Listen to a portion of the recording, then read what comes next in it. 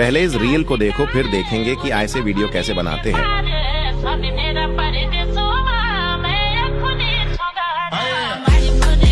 So guys, এই ধরনের video কিন্তু ইনস্টাগ্রাম বলো, ফেসবুক বলো বা ইউটিউব বলো, যে কোনো জায়গা বা প্ল্যাটফর্মে কিন্তু ভীষণ পরিমাণে ট্রেন্ডিংই চলছে।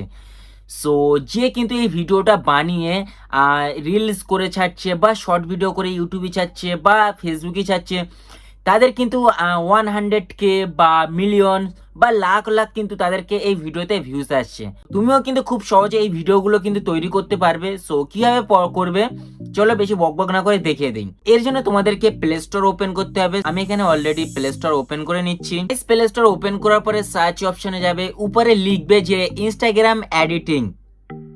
এখানে আমি লিখে নিচ্ছি ইনস্টাগ্রামে এডিটিং। লেখার পরে তোমরা জাস্ট সার্চ করবে। সো প্রথম অপশানে যে অ্যাপটি আসবে, সো অ্যাপটি কিন্তু অলরেডি আমার ওপেন রয়েছে, তোমরা কিন্তু ডাউনলোড করে নেবে, অ্যাপটি ওপেন করে নেবে।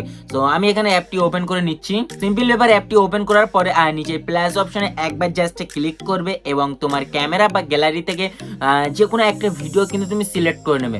সো চেষ্টা করবে কিন্তু তুমি ছোট ভিডিও সিলেক্ট করার, ঠিক আছে, 5 থেকে 10 সেকেন্ড। আমি এখানে গ্যালারি অপশানে একবার ক্লিক করে দিচ্ছি।